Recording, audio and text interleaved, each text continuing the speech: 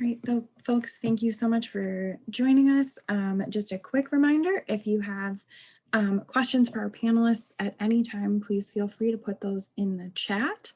You can send them to everyone, myself, or to our moderator, Mayor Brown, and we will get to as many questions as we can.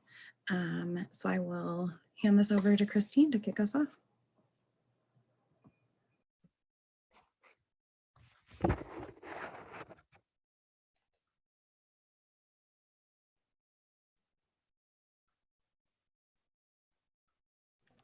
You're muted.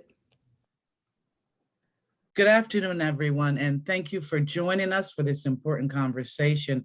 Without any further ado, I'm Chris Grant, as it says here, Executive Director for Diversity and Community Engagement. It's my pleasure to introduce to you Tamara Moreland, co-chair of the President's Community Advisory Council for DE&I. Tamara, thank you. Thank you, Chris. Good afternoon, everyone. I'm Tamara Moreland, the co-chair with Christine Grant of the President's Community Advisory Council on Diversity, Equity, and Inclusion at the University of Hartford. I extend a warm welcome to all of you this afternoon on behalf of President Gregory Woodward and the Community Advisory Council to this very important and timely town meeting on COVID-19 vaccine hesitancy.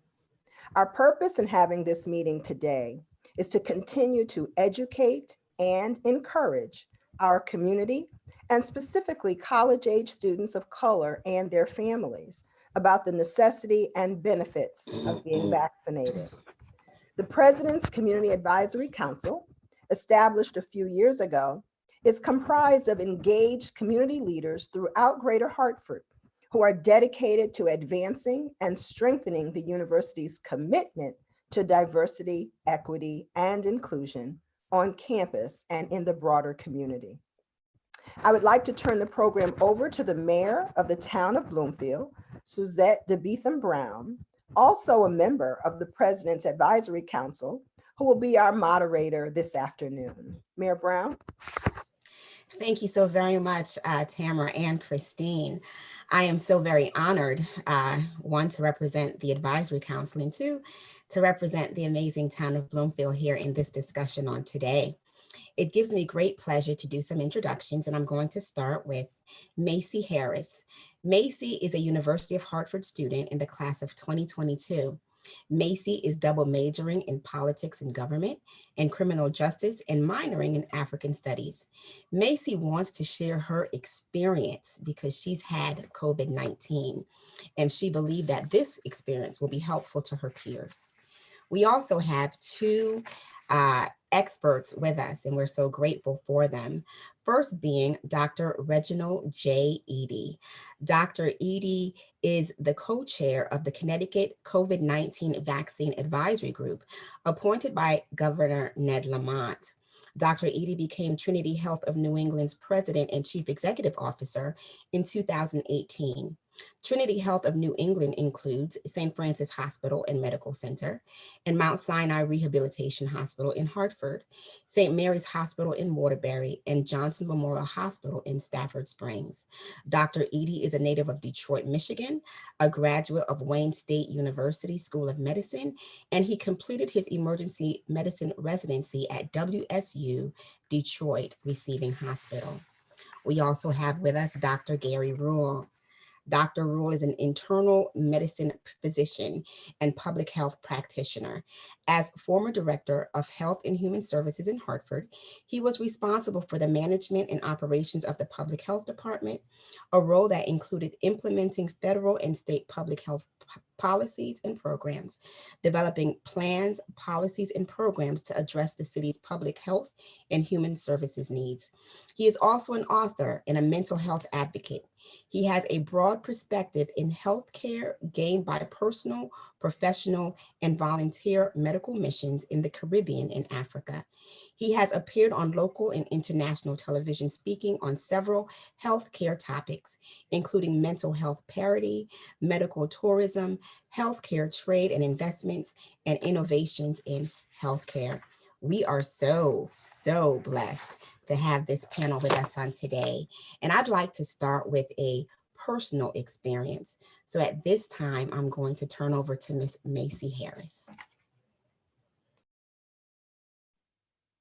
Hi guys, I'm Macy. I want to first thank everybody for coming, the participants, the important doctors, the mayor.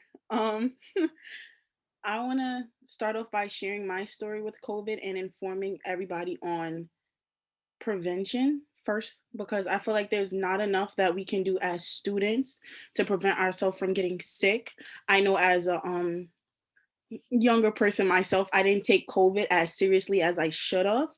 And I just want you guys to know that there's no many amount of times you can wash your hands, use hand sanitizer, even when you're going out to the bars and parties with your friends. Please wear a mask. I understand it gets annoying, but once I contracted COVID, I was very sick. I wasn't able to move for over 2 weeks. My heart was hurting, my arms were hurting, my legs were hurting. The experience itself is very painful, and I don't want anybody else to feel that way. I want to inform you on like the different stages I went through with COVID. So it started off as like a light sore throat, and I thought it was like a very light cold. I didn't really think COVID was that serious. I was like, oh, I'm not gonna get sick.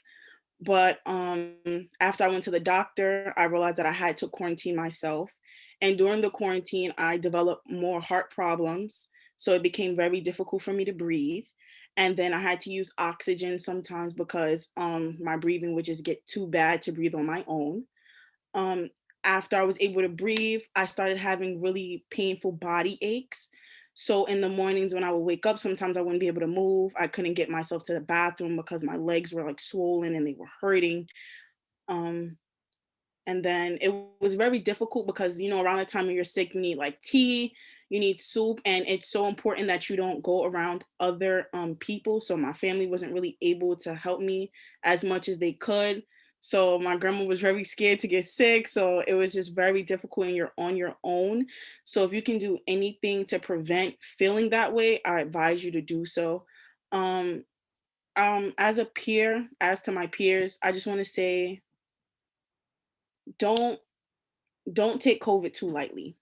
Like, I understand we're kind of young and some of you guys may not feel the way I felt, but let's just say you do get COVID and you do feel like it's a cold, but you get your mother sick, or you get your grandmother sick, or your friend that has asthma sick.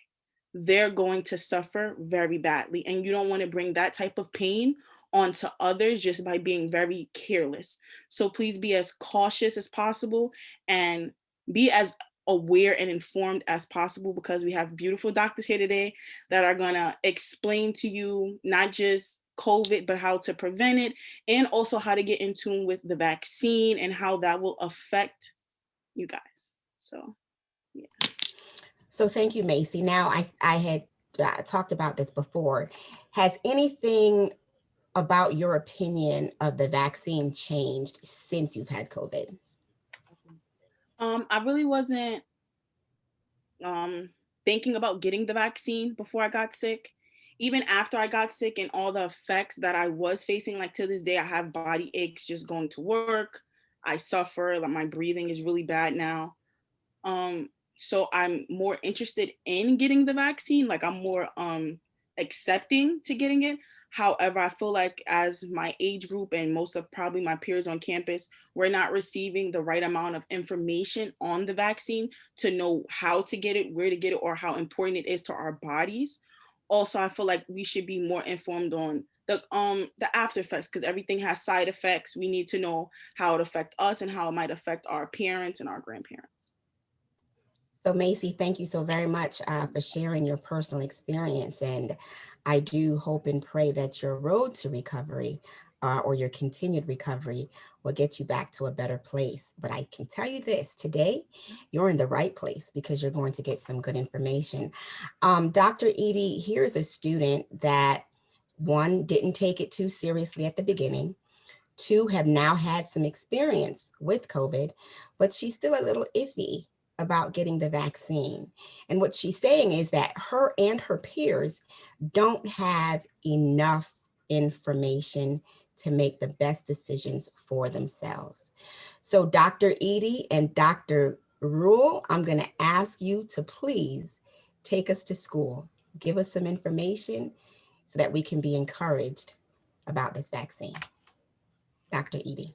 Sure. So first of all, let me congratulate you, Macy, for having the courage to get in front of your peers and tell your story. I mean, that's a degree of vulnerability that you've demonstrated, and I think it speaks to your maturity. And I also heard maturity and growth in your comments, in that now, as opposed to prior to you getting the virus, you are now strongly considering the vaccine. So let's just talk about a couple of things. One, today is a great day in the state of Connecticut. You know, Connecticut has been known nationally for its work around the administration of the vaccine. So we've been a gold standard across the country.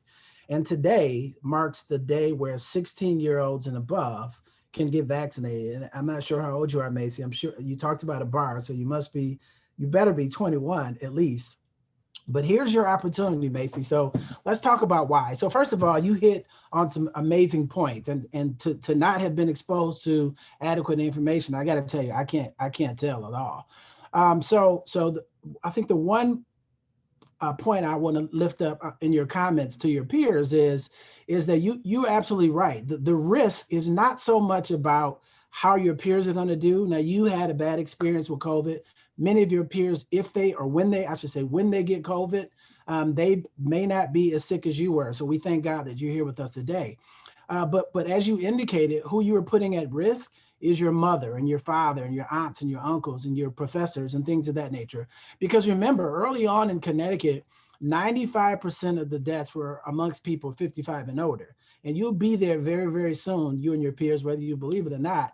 And so you should start thinking about how you can protect yourself. And if you're not that concerned about yourself, protecting others. Here's what I'll tell you. We've vaccinated in the state of Connecticut many people around 55 and over. In fact, I think we're about 80%. So most of those people have reached quote unquote herd immunity. And we can talk about that in just a second. Now what we're seeing is people your age, it's the college student age people who are now getting sick. They're getting, not only are they getting the virus, which they've been getting all along, but because the older people like myself have been vaccinated, now you guys are not only getting the virus, but you're getting very, very sick. And those are the hospitalizations that we're seeing now. The good news about getting vaccinated is once you're completely vaccinated, and I say completely because remember, Pfizer has 2 shots, Moderna has 2 shots, and Johnson & Johnson only has 1. And then you have to wait 2 weeks after you get both shots or the 1 shot for Johnson & Johnson. But the science is now telling us that you don't have to worry about infecting your grandmother or your mother or your father or your siblings, because the science suggests that the vaccines are much better than we thought they were going to be initially. You're not a carrier like we thought you would be before. And I could keep talking. I'm going to stop here. Let me just make one more comment. I'm just trying to touch on the points that you were raising about not having the information you need. And I don't know what you experience. I'm praying that your peers don't get the virus, but it's just a matter of time. Side effects, right? So the younger you are, the more side effects you'll have. I like to think of the 2 V's. You're either going to get, in the near future, the vaccine, or you're going to get the virus. And I think Macy did a great job in explaining to us what it's like to get the virus. Now, everyone doesn't have such a difficult time as Macy, but the side effects after the vaccine, not what Macy experienced, because those are side effects related to the virus, they're usually gone within 24 hours. The younger you are, the more side effects you have. We can talk about that later if you want as to why, but they're usually gone in 24 hours. 24 hours, they're gone. And the worst case scenario is a flu-like symptom. So like the 24-hour flu. And based on what Macy said, I mean, I'd much rather have maximum a 24-hour flu than go through what Macy went through for over 2 weeks. I mean, that's the compelling story. So I'll stop there. I'll be happy to answer any additional concerns or questions. But Macy started us off with a testimony that I think must not be ignored. Thank you. Dr. Rule? Thank you so much. Yes, so Macy, I think you did a great job in terms of bringing the attention to both COVID as the illness and the need for us to be vaccinated. And so I'll kind of piggyback and think about it in terms of a public health practitioner, right? So just reminding us of the number of persons who have been infected both in the US, really internationally, the US and in Connecticut. And so We've had like 30 million infections in the US and about 550,000 persons who have lost their lives because of COVID-19. And when you think about that, those people represent, it's not in isolation, right? Because they're part of families, they have grandparents, they have loved ones. And so the ripple effect of that, I think, is dramatic. And I think about some young people who've lost both parents because of COVID-19, and really what that sets them up for in terms of vulnerability, in terms of being able to be housed, their future, their education. And so when I think about COVID-19 and the vaccines, and we can kind of talk about this a little bit more, right? The vaccines are safe. We've been vaccinating people for hundreds of years, right? To say the least. And recently, a friend of mine reminded me that one of the things that people don't realize, like, when you're born, medicine is you're learning things over and over again. The very first day when we're born, we are given an eye antibiotic, an antibiotic that's placed into the eye to prevent us from getting an infection and preventing us from getting blind. That happens in the first 60 minutes of birth. And within the first 24 hours of birth, we also get a vitamin K shot to make sure that we don't have excessive bleeding and bleeding our brains and have basically like a stroke as a kid. The other thing that we get is the hepatitis B vaccine. And that vaccine prevents us from damaging our liver. Those are three things that we get in the very first day of life. And why am I saying that? I'm saying that because medicine has really done a lot in terms of advancing the well-being of all of us, and has allowed us to live really, really healthy lives. Specifically with COVID-19, because of the numbers I just told you, because of the risk, especially for people of color, and you guys probably know the stats, right? So we are 2 times as likely to be infected, 4 times as likely to have a hospitalization, and 3 times as likely to die. And when you think about your family and your friends and your loved ones, including yourself, those risks are real. And a vaccine that is safe, effective, and has made a difference is something that we should use and put in our toolkit to be sure that we don't become infected. The other thing I'm not sure if Macy kind of talked about, which I talk about a lot as well, I think COVID-19 is a bad disease for a couple of reasons, not only from what you've described, but there is also the phenomena of what's called long COVID. So people who have had COVID, they've recovered, but months and months later, they have issues affecting their brain, their heart, their lungs, they're still on oxygen, their kidneys, they're on dialysis, their liver. There's a whole host of complications from COVID-19 if you choose not to prevent it and choose not to be vaccinated. So I would say to you is medicine is really, really done a great job in terms of building on knowledge. Dr. Edie, I know has spoken before about why the mRNA vaccines, why that's been accelerated, but that's because every time you learn, we build on that knowledge. So every time we're able to basically pivot much faster than next year. And I'll stop here. I just think that vaccines make a difference. For people of color, we're at risk. I would just say protect yourself, protect your families, and protect your community. And the vaccines are safe, they're effective, and that's really something that we should be using.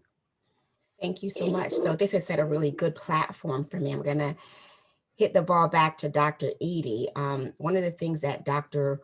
Rule talked about, which I didn't know, is actually how much medicine we're taking in off the rip out of the womb, and didn't know, right? I know that I look like I'm 16, but I'm not. So at my age, I'm just finding out all the things that happened to me when I was younger. And here's the thing, I'm sure it was a little bit more medicine for me, personal disclosure, I was a preemie. So I'm sure I needed more than the regular healthy full-term baby. But Dr. Edie, I'm going to ask you just to give us some information on this vaccine, right? Because people are saying that they're afraid of it because it just came out of nowhere, right? How in the world did we get a vaccine so quickly? It can't be good. There has to be something in there that's killing us. So I'm going to ask you to address that for me. Sure. So as Dr. Rule was alluded to, and I'll elaborate just a bit. So it takes on average in this country about 6 to 7 years. The flu vaccine took 10 years for a vaccine to be manufactured. So this particular vaccine, and I understand why you may have a concern, we had it within the pandemic officially started on March the 13th. We were putting vaccinations in the arms of Connecticut residents by the mid-December. Second week in December, actually. So the target was 14 months. They did it in less than 12 months. But the only reason why, as Dr. Rule was alluding to, that they were able to do it so quickly is because they had a technology called an RNA technology that had existed for the last 10 years. They were using it in the laboratories, coming up with a cure for cancer or a vaccine for cancer. And then the pandemic hit. So they stopped the line, like we stopped many other lines in this country. And they took that technology and moved it over and focused primarily on creating a vaccine for the pandemic. Why? Because listen, we had one confirmed death in the month of February last year. We had 5,277 deaths in the month of March last year. Then we had over 63,000 deaths in the month of April last year. So right now we're losing about 1,000 Americans a day. But just a couple of months ago, we were up to 4,000 Americans a day. So listen, had we waited the typical 6 years, many of us participating in this panel discussion, unfortunately, would not be here. So thank God they took the technology, moved it over and focused in on, and that's the so-called Operation Warp Speed, focused on creating a vaccine to save lives. Herd immunity. In order for us to get back to any degree of normalcy, as Macy was alluding to, we have to reach what's called herd immunity. Herd immunity means that we have to have about 80% of the people on this planet. So think about this, 80% of the people in your family, 80% of the people in your church, 80% of the people in your classroom, 80% of the people in your neighborhood. We need 8 out of 10 people who have an immunity. There are only 2 ways to get an immunity, right? To get to herd immunity. One is through exposure, like Macy's case. The problem is that although Macy right now has antibodies, theoretically Macy is immune right now, but eventually those antibodies are going to go away and she can get COVID again. I was on a Quinnipiac panel discussion 2 nights ago, and there was a gentleman who told a story. This gentleman was very high risk. He was about my age, so it was over 50. He got COVID twice. And then he went on in a story to say that he couldn't wait to get in line to get vaccinated. So what point am I making?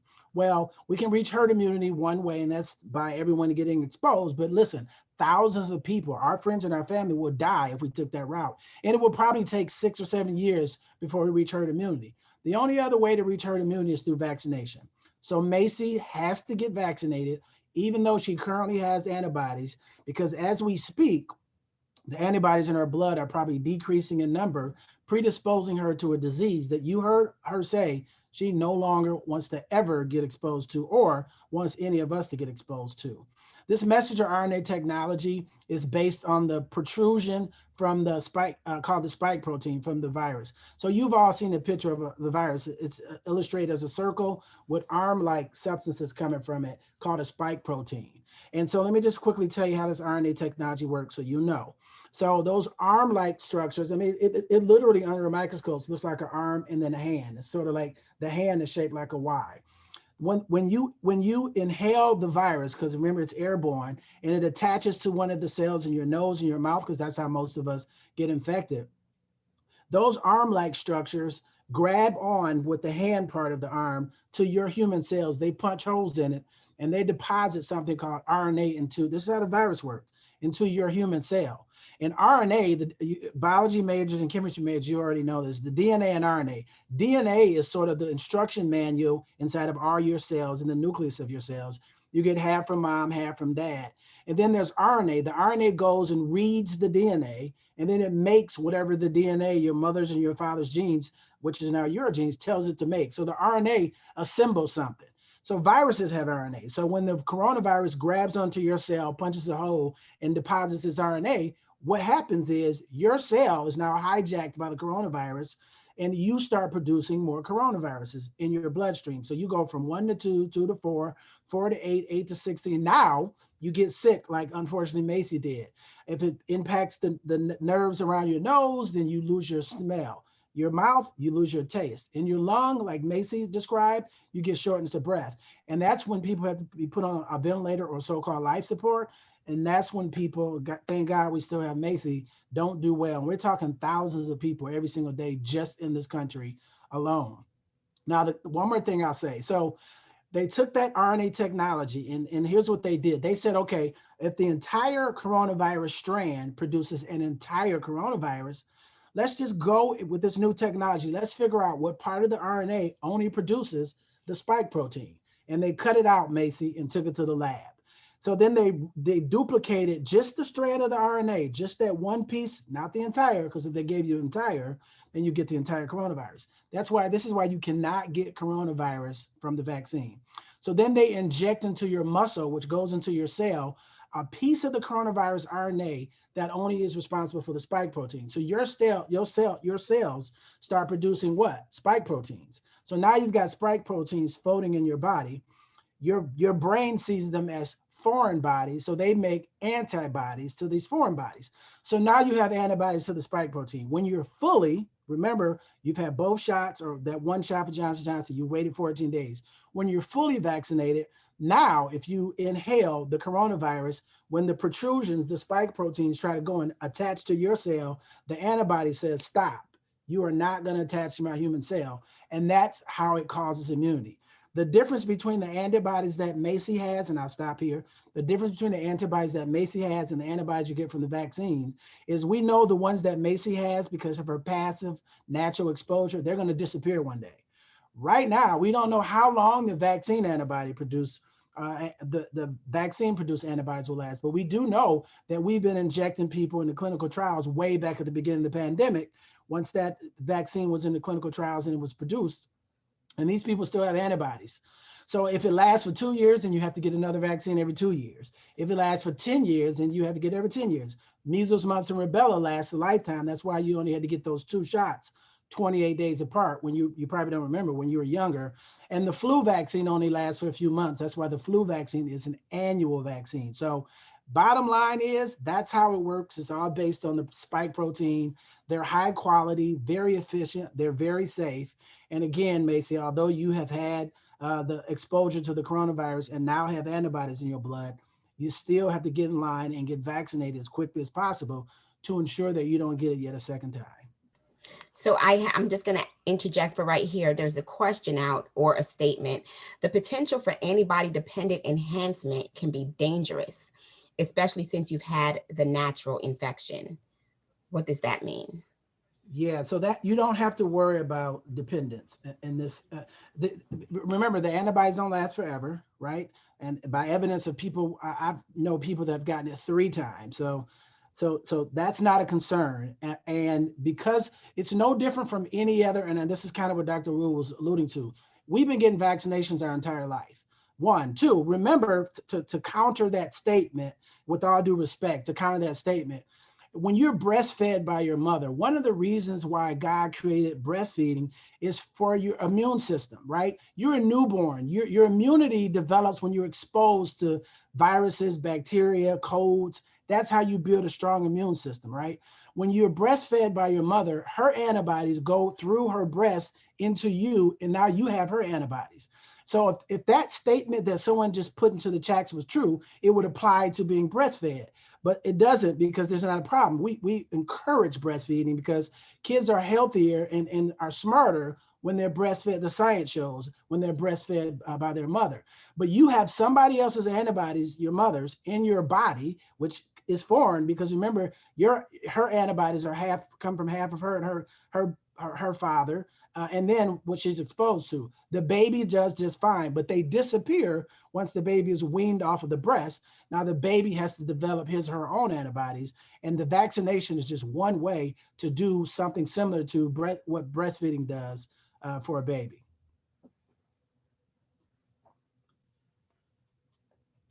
Dr. Rule, did you want to jump in? No, I think Dr. Edie added, that really expounded on it very well. Okay, excellent. And I hope that So made sense. So Macy, if this doesn't make It sense, made, speak on behalf of your peers. And No, it makes it sense. made sense. You explicitly gave us the whole everything. It was good. Okay. so one of the things, and there's questions popping up, so I'm excited about that. But I wanted to um, touch on one thing, right? There's a conversation out there about African American, Black, Caribbean people and vaccine hesitancy. I want my doctors to go ahead and weigh in. I'm gonna start with Dr. Edie and then Dr. Rule, if you could jump in. yeah, so I'm glad you allowed me to go first. And here's why, Dr. Rule. So I don't subscribe, and let me be real clear. So I'm speaking for myself, but I'm going to show you or give you a resource to look it up yourself. I don't believe that you can call someone vaccine hesitant before there's even a doggone vaccine out there. So that's one. So when the US government said that brown and Black communities or certain, regardless of your skin color, socially vulnerable communities are going to be hesitant, it's no different from, if you're continuously told something over and over again, you're eventually going to believe it. So I think that was a part of a mistake. That's one. Two, let's just Google the definition by the World Health Organization's definition, not Dr. Fauci's, not the CDC's, not Reggie Edie's, not Dr. Rule's, not Macy's, not the mayor's, but Google it yourself. What you're going to see in the definition is something like this. Vaccine hesitancy is when someone's resistant to or refuses to take a vaccine in the midst of adequate vaccine offerings. We have never, ever had adequate vaccine offerings, not only in this country, but certainly in communities that are Black and brown. So let's just be real clear with that. So before we have the audacity to accuse a certain community of being vaccine hesitant, how about we make sure they have access to vaccines? The mayor and I have conversations all the time. We can't get enough vaccines, number one. Number two, and just look at the state stats and look at the country stats. When the state does get vaccines, they go to certain neighborhoods for one reason or another, right? So not until we have an abundance of vaccines can we really say that somebody is vaccine hesitant. And I'm going to conclude with something that Macy said so eloquently. Macy said she never ever said that she did not want to take the vaccine. What she said was her and her peers, so the audience, they don't have enough information. They don't have their concerns addressed. They don't have their questions answered. That is not, ladies and gentlemen, vaccine hesitancy. That just means you need to know more information about the vaccine and the virus. That doesn't mean Macy is hesitant. So it wouldn't be fair if I sat here as a scientist and said, Macy is vaccine hesitant. That sister is not vaccine hesitant. We owe her explanations. We owe her answers to her questions. And I am pretty sure, especially after her untoward experience with Corona, that she's going to get vaccinated as quickly as possible. Thank you. Right, Macy? Dr. Rule?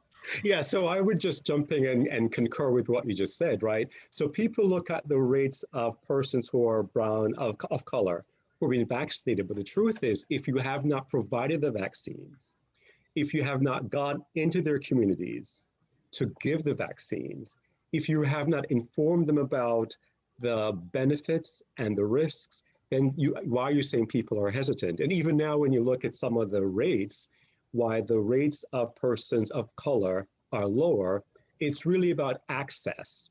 We don't have enough sites in the community. It's not on your bus line. We don't have enough mobile clinics, but really if you informed people, let them ask questions, have their answers appropriately addressed, they would become vaccinated. So you really haven't done that great of a job. The one thing I would say though is in every relationship, especially in healthcare, it's about trust. So you have to build that trust, and you build that over time. So in the history of Tuskegee and all of that, you have to really come back to people and explain what you're doing, explain the reasons for the vaccinations, and allow them to ask the questions and have their questions answered. The other thing I would also say though is I get a lot of social media Well, I look at the social media chat box. And so people were also concerned about the vaccines were going to be tagged with some type of IT device so you can be tracked. That is not true. Not true for the folks who are listening. So, or the mark of the beast. It all depends on what you subscribe to. So we do have a couple questions that I'm going to interject now. How do we know the long-term effects of the vaccine? And what do we believe the long-term effects of the vaccine to be right now? Yeah, listen, full transparency. I'm one who tries to always keep it real, so I'll keep it real. So we don't know the long-term effects of the vaccine, but here's what we do know. And remember, I mean, I too shared the same concerns and questions that I'm sure Dr. Rule did before we took the vaccine and before we went out and advocated it. But here's what we know. Usually in vaccines, within the first 3 to 6 months, no more beyond 8 months, which we're over 12 months now, right? Excluding the clinical trials. The clinical trials take us even further. We would see the long-term effects. I don't know when Macy had the virus, but she doesn't have it now, and she still speaks about some impacts. I hope that they're not long-term, and I hope she's not a so-called long hauler. But we think we should have already seen them, right? There's always a question mark. It's not predictable. But here's where I suggest you focus. What is predictable is if you get the virus, not only may you die, worst case scenario, and I'm just keeping it real, not only may you get so sick that you die, but you may, if you live, you may have long-term what we call sequelae in medicine, as Dr. Rule alluded to. So some people can't think properly. They're disabled. They may not be able to drive. You may not be able to hold a job. You can't communicate the way you used to effectively. You do not want to take that chance. And that's the guarantee. We still don't know everything about the vaccine, but what we do know right now is that it's very safe, it's of high quality, and it's very effective. You won't die from the virus if you get vaccinated. You won't get so sick that you would need to be hospitalized if you get vaccinated. And you don't have to worry about spreading disease, because at the end of the day, if I am irresponsible, not wearing a mask, not wearing the right mask, and I go to a supermarket or a grocery store and I give it to Mrs. Jones, who's 80 years old, and Mrs. Jones dies, how do I exclude myself from being someone who's responsible, indirectly or directly, I'm talking about me, of infecting Mrs. Jones and causing her death? And that's how real this is. And that's what Macy's talking about. So I just want you to kind of consider that. Listen, we would not be in front of you as two community-based people who love all human beings, jeopardizing our professional relationships, telling you should get vaccinated as quickly as possible if we didn't believe in our heart of hearts that it was the right thing to talk about. Thanks. Dr. Edie, what would you say to those who want to get the vaccine, but they can't due to like family, like, cause in the Black community, it's going mostly by like if your father gets it, your mother gets it, your grandmother gets it. What if their family is not looking into getting the vaccine? How would you approach them? But like students my age are into it, but their family isn't. What would you say to them? So I think you guys are young adults and you're leaders. And whether you consider yourself a leader or not, you are a leader. You are separate from many other people on the planet, and you just need to accept that responsibility. Now, to whom much is given, much is expected. You've been blessed with this position, so now you have to react. So you have to lead by example. Whether or not your sibling, your parents, your grandparents, your neighbors, whomever, if they frown upon the vaccine, show them, and we have pictures of ourselves getting vaccinated.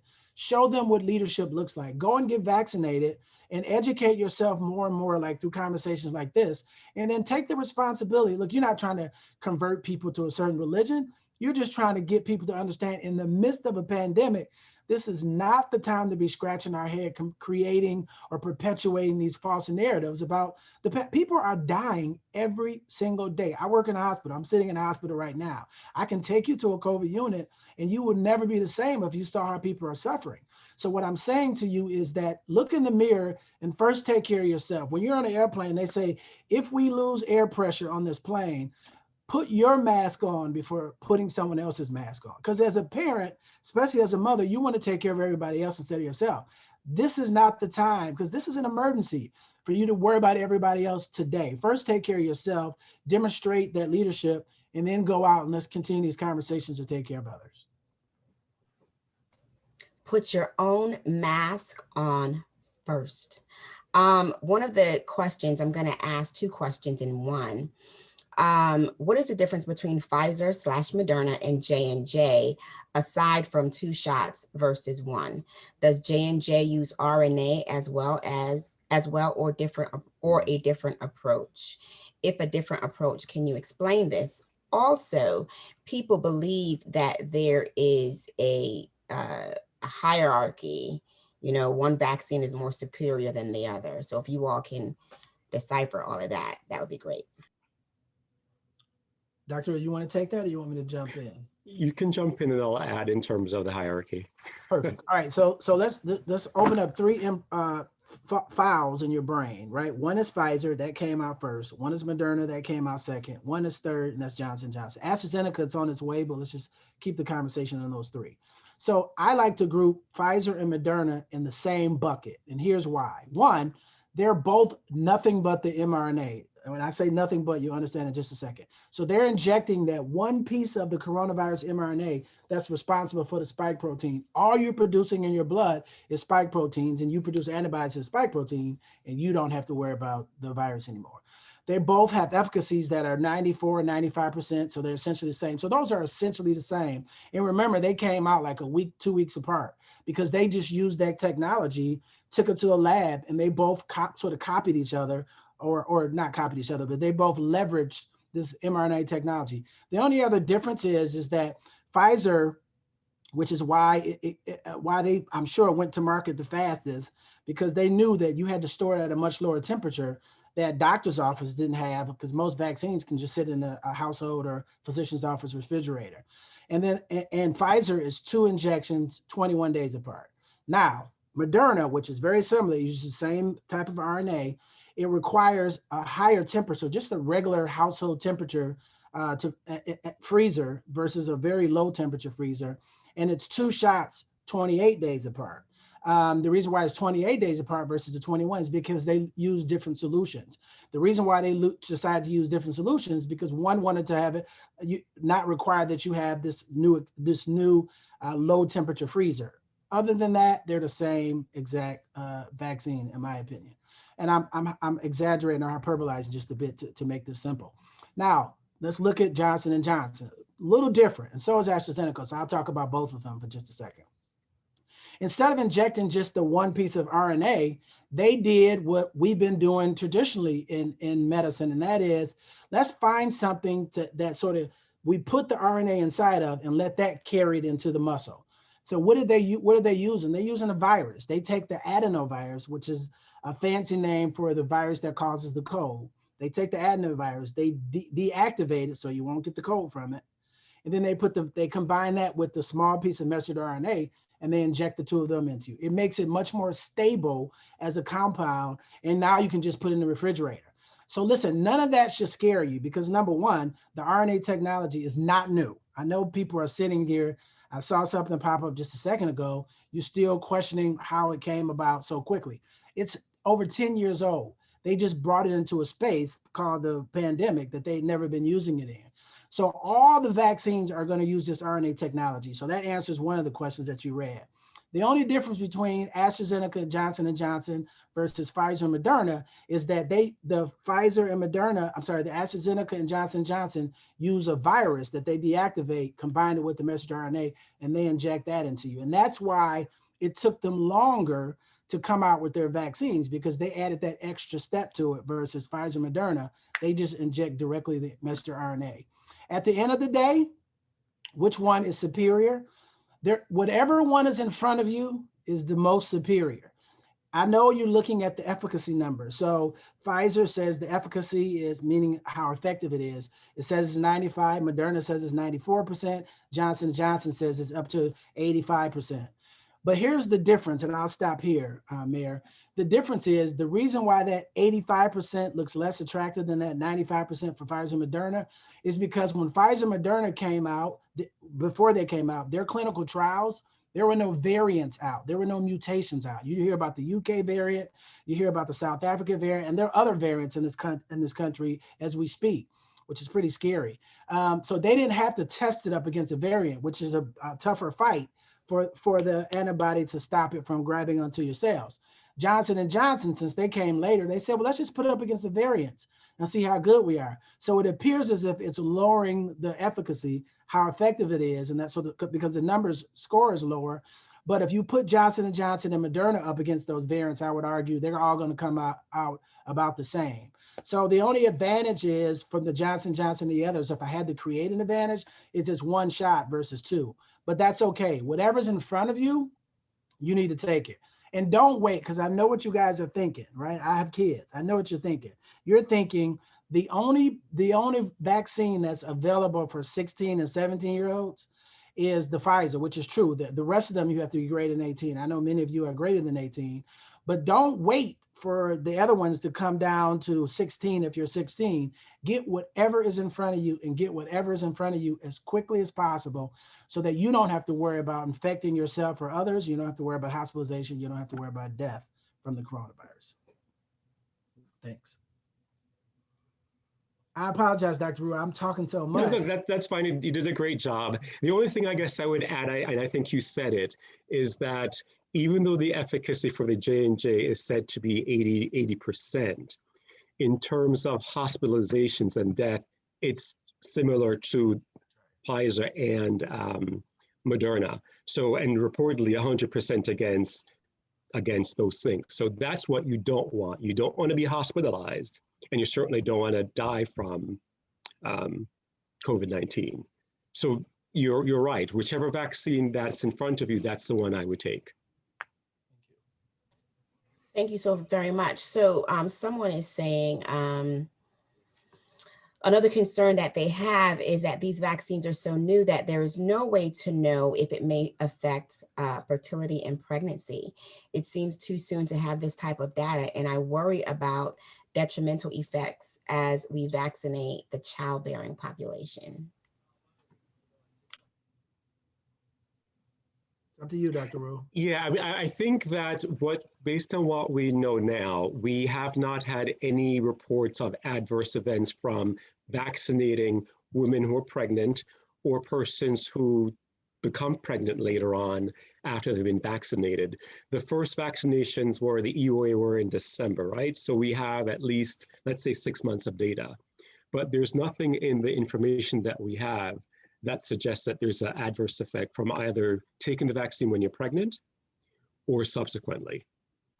The other thing you must realize, right? So like with every single product, drug that you have, there's always surveillance. So when I got vaccinated, I got a text or an email that said, if I had side effects, to respond through the V-Safe, vaccine safe system.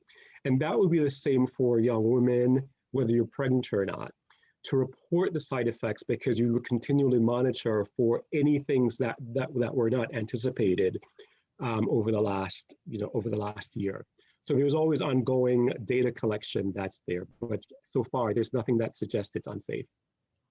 Yeah, and if I could just add to that, Madam Mayor. So let me just be a little theatrical here. So can you guys see? Can you see that, Macy? So this was my lunch. This is a fruit cup. I also had a banana. So let's keep it real again. I have no idea where this came from. I don't know where it was grown. I don't know what kind of fertilizer they use. I don't know if they add carcinogens to it. I don't know. I don't know much about the banana I ate. I don't know much about the water that I'm drinking. I'm just trusting that someone did their job and they did the right thing. There's a side effect, if you will. There's a long-term effect, if you will, to the French fries you ate yesterday, the burger you ate yesterday, the pop or soda you drank yesterday, the tobacco that you smoked that one time in your life. All these things have side effects. The difference is is that I can do this, whether it's bad or not. I can do this for many, many years, and I may not understand or appreciate the side effects, but it's going on until I get the diagnosis of a cancer or something. If you get this virus, it's going to hit you, and it's going to be with you for potentially the rest of your life. The vaccine, I would tell you that it's just as safe as this fruit bowl, and the unknowns are equivalent. The last thing I'll say, because I say that just with all due respect, the food that you get from a restaurant, you know nothing about the cow or the pig or the chicken or the turkey. You know nothing about it, and no one questions that. You just send it back if it's not as good as you like it, but you do it and you pay for it. No questions asked. We don't even read the nutrition facts label. We know more about these vaccines than we have ever known about a medication in the history of medicine. There were no conversations about a vaccine prior to this pandemic in this world. None. And by the time we're done with this, I at least know Macy can go and have a conversation about how the virus works and how the vaccine works. You don't know that about your Tylenol. You don't know that about your Motrin. Let me just make one more comment because I know we're running out of time.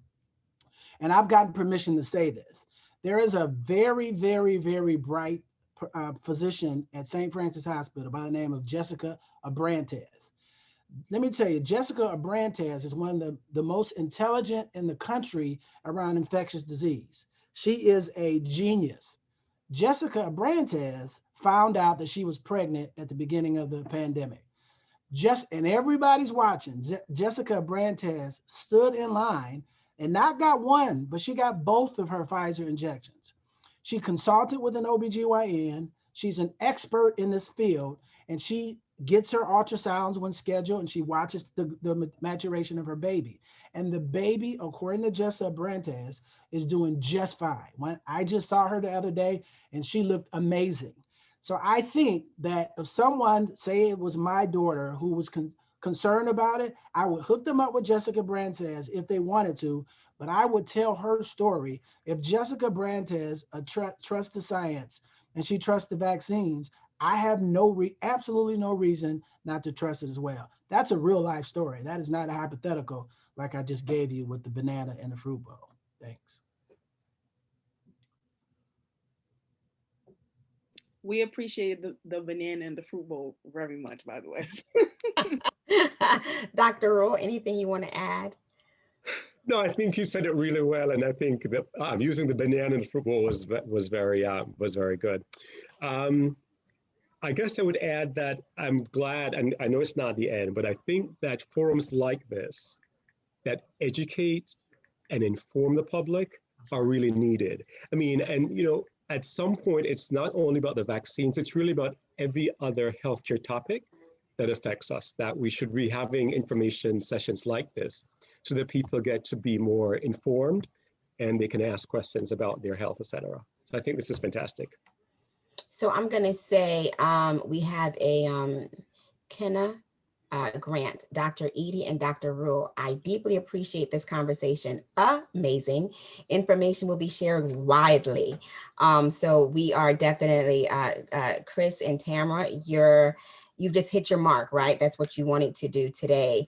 One of the questions that I would like to know is, do you still need to wear your mask and avoid close contact with others if you've gotten your 2 doses of vaccine? The answer is yes.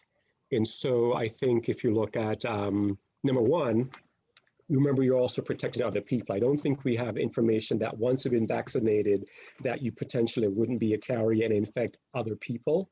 So wearing a mask, washing your hands, doing those social distancing items is not only for yourself, it's really about the other person, your loved one, and about your and your neighbors. The only time the CDC is recommending that you do not need to wear a mask would be if you're home and or in a setting with persons who are known to be fully vaccinated, your family, and you could remove your mask. But typically you wouldn't be wearing your mask at home anyway. But once you've been vaccinated, the thought is that you can then take your mask off if you're home with persons who are fully vaccinated. So suppose I'm at work and we have a mixture of people that have been vaccinated and people that haven't been vaccinated. Should I still wear my mask? You should still have your mask on. Excellent. Catherine Owens, thank you, Dr. Edie and Dr. Rule, for sharing your expertise. So I know that a couple questions were answered that I just want to read and reiterate. Should I get the vaccine even though I had COVID already? Dr. Edie suggests that you get in line as quickly as possible and get that vaccine. How long has the vaccine been studied for? Dr. Edie, I think, stated that they were studying the vaccine for another disease, and then they were able to pivot quickly for this disease. Dr. Edie, I don't want to mess it up.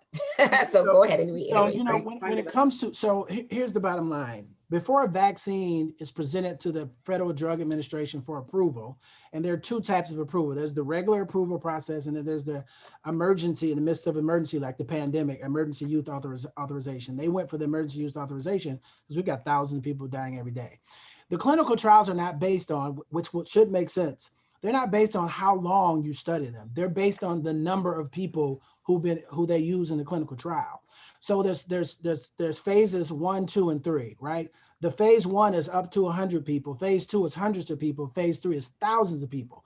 You have to go through phase 3, thousands of people, before you can go to the FDA and say, can you approve this? They went through all of that. They got approval, and that's why it's available. Not only that, the Centers for Disease Control and Prevention weighs in too. They look over the shoulder of the FDA and say, well, okay, you approved it, but we recommend that you only use it in this category of people. And that's how we got the phases of what to do. Now, Connecticut followed the CDC for a second, but when we saw that age was really determining factor, one of the determining factors of how someone had the outcome of someone, morbidity or mortality perspective, we switched to the age very quickly, which people were upset with me. I got nastygrams all day long because I supported it as the co-chair, but this is the reason why, as of today, that decision, 16 and above can get vaccinated. Had we gone the way the CDC recommended, it would be another couple of months before Macy, who's can't wait to get in line and get vaccinated, could get vaccinated. So I hope that answers your question. Macy seems a little bit happier about the vaccine now than she did when we first started. So that's a great thing. I'm telling you, it was the whole and now everything for me. So I'm happy. So you're on mute, Mayor. Okay, thank you so much. So for those of us who've gotten our vaccine, we hear about the side effects, and some people are afraid of the side effects. And I know some people who were so worked up about the vaccine that they're sitting in the chair crying, my mother, but don't tell her I told you. And she didn't even know that she got the vaccine, right? It's the workup to the vaccine. And some people are afraid of the side effects. Can you talk about the side effects?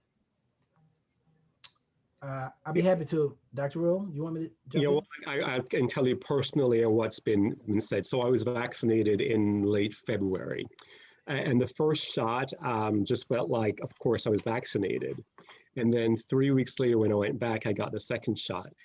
My arm, I really didn't have any side effects for the first couple of hours. I mean, I knew I got an injection, obviously.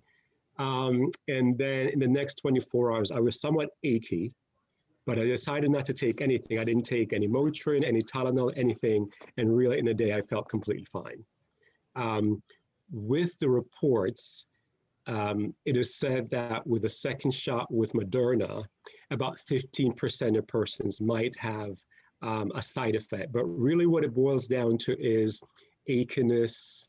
You might get a fever, achiness, fatigue, but really that goes away. And nothing that didn't ameliorate with taking Tylenol or Motrin, anything like that. And the same thing is with the Pfizer vaccine. On the second dose, really, it's because your body has been primed with the first shot. So when it sees this thing again the second time, you're probably going to have some systemic effects, maybe a low-grade fever, maybe some achiness, maybe some fatigue, but typically that goes away in the next couple of days, really without taking anything. And I have not heard of anything dramatic like people being in bed for days after the vaccines at all. So if I could add my 2 cents, I'm known for saying things that most people don't say. So here's another one. you want side effects. So what are you talking about, Dr. Edie? You really, I mean, I literally said, God, give me the side effects. And here's why I said that. I know it sounds crazy. Yeah. But the reason why I prayed for side effects, because side effects tell you that the vaccine is working. And if I didn't have any side effects, and I really didn't have, I was a little fatigued, I think. I mean, every day I'm fatigued because my job is stressful. And I got a headache, which stress causes sometimes also. But I was literally praying for side effects, because I'm like, if I'm going to stand in this line and get this shot, I better get sick, because I better get an immunity. Right. And so I got a little bit, and then I got my second shot. I'm like, come on, I want to get sick. It's only going to be for 24 hours or less. So I prayed for side effects again. I got a little bit. But side effects just mean that it's working. So don't look at side effects. Don't let the narrative create a fear inside of you. We're people of faith, right?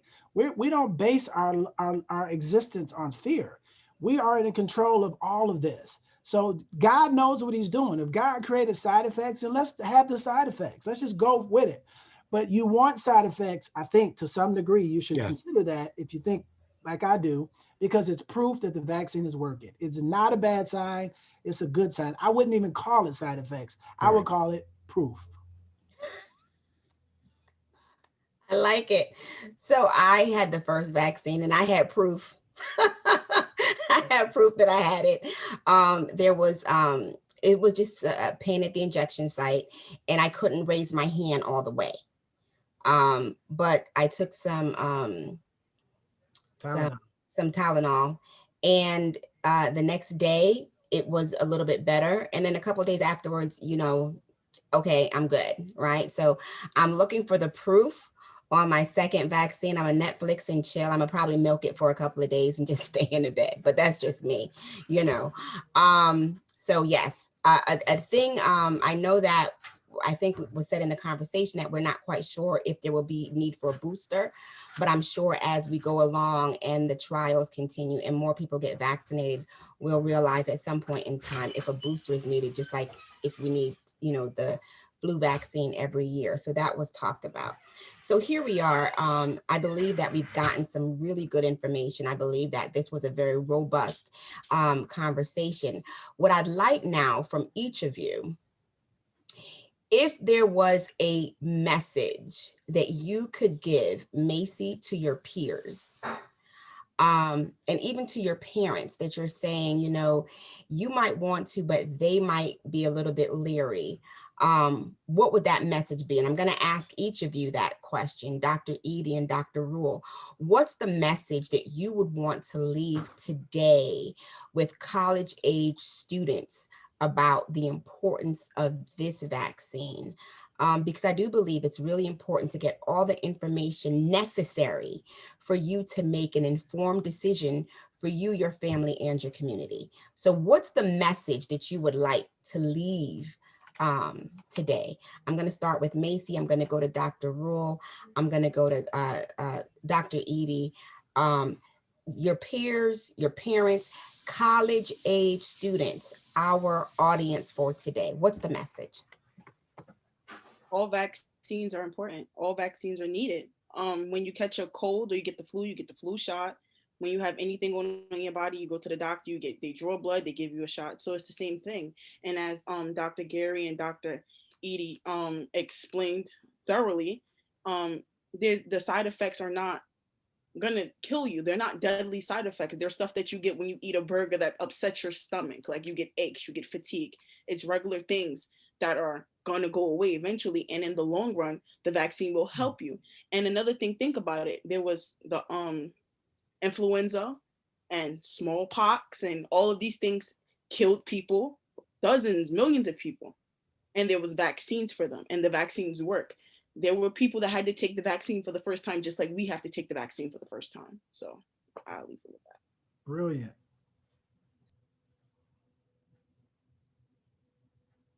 Dr. Rule? Right. So would I add anything to what Macy said? My message really is that the vaccines are safe, right? So the vaccines are safe. And if you think about the last year, I'd call it trauma, the change in terms of our way of life over the last year, the vaccines really are important for us to get back to some semblance of normalcy. And if we don't do this and take advantage of what's in this toolkit, we're going to be in these Zoom sessions for the next 6 years. And personally, I like them, but really I'm kind of zoomed out. I really kind of want to get back to the way of life, and the way to do that is through vaccination. My last point would be, there are obviously hundreds of companies doing a vaccine that's going to have a vaccine, right? So first and foremost, get the vaccine that's available to you now, whatever that is. But if you do the research, you come to these community forums and you still have concerns, I'm sure there will be another vaccine in the next 6 months that is right for you. But definitely take a vaccine. Dr. Edie. Yeah, so just two quick things. So just as, this is my belief, just as God blessed man with the ability to create a computer, a camera, an airplane, an automobile, clothing, contact lenses, LASIK surgery, why can't we just accept that God blessed man to create a vaccine to get us through this pandemic? One. Two, we are still in the midst of a pandemic. I know it doesn't seem like we are because the country is opening up, but we are not out of this yet. So my final comment to my peers, my friends, my families, Macy and her whole crew, is that this is not the time to let our guards down, not the time to let our masks down, not the time to be in close environments when everyone's not vaccinated, and not the time to let go of our practices of proper hygiene, because people are still dying at the thousands every single day.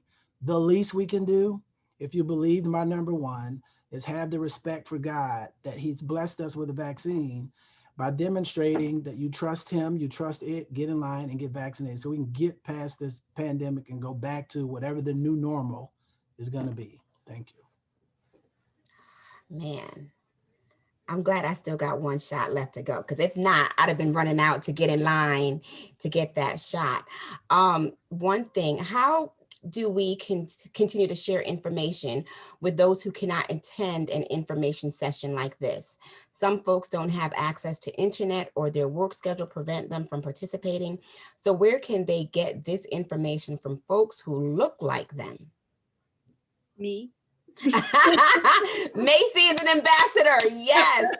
I do believe that this is a recording that will be shared at throughout the University of Hartford. I do know that Dr. Edie and Dr. Rule have done other interviews and roundtables. They've done some for the town of Bloomfield. I think if you go out there and you Google them, you will see people like us, right? And I do mean Black and brown people talking about the importance of being vaccinated. Black and brown people giving you the information that you need to make the best decision for you and your family. I am so grateful to Macy for sharing her story, to sharing her personal story about this vaccine. Someone asked, how long will the vaccine last before you need a booster shot to ensure that people are protected by the virus? I think that information is still to be seen. That information, I'm believing that with time and with everyone being vaccinated and with those who are in the vaccine trials, we will get that information. Here is the thing. We've had this wonderful conversation. We have two very powerful doctors who advocate for the community at large, but they also advocate for their community, meaning Black and brown people, making sure that we have the information and making sure that we have access. And to that end, Dr. Reggie Edie and the Trinity Health is having a Vax-a-thon on Friday, the 9th from 5 p.m. to Saturday, the 10th at 5 p.m. That means it's a 24-hour event. It will be taking place at 1200 Albany Avenue. Dr. Edie, if I get it wrong, just jump in. There will be availability for you to walk up, drive up to get yourself vaccinated. Dr. Edie, do you want to go ahead and just give that information before people leave our space? Yeah, so I would say, so our target was to do 4,000, which we thought was a grandiose strategy. But the word I got probably about 10 o'clock this morning was that 2,500 slots had already been filled up. So we got to move quickly.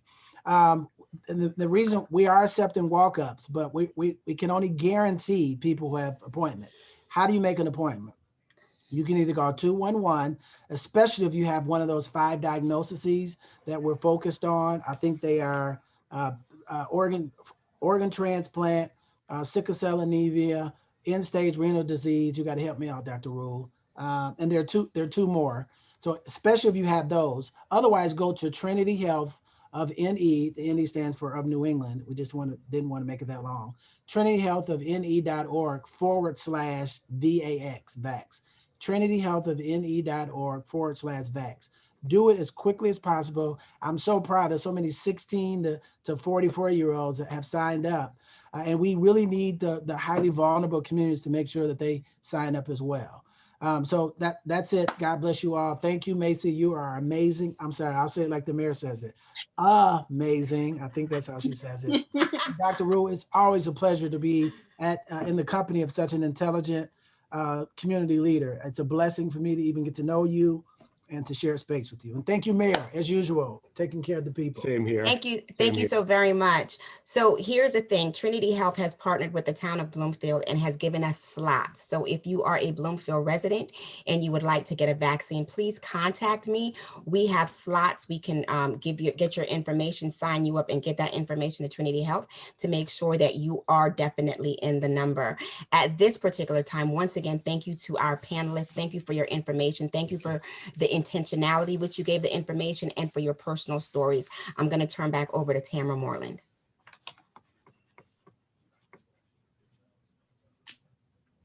Thank you, Mayor Brown. I think the words that we all are learning to say is I'm unmuted, unmute. So I'd like to thank our panelists this afternoon for participating in today's town hall. I'd also like to thank our students and community members for joining us. And it is our hope that you are leaving better informed about vaccinations and ready to educate and encourage others. As Dr. Rule said, we want to protect ourselves, we want to protect our families, and we want to protect our communities. So a special thanks also to the Advisory Council for its work in planning this program today. I wish you all well, take good care, and have an awesome day. Thank you.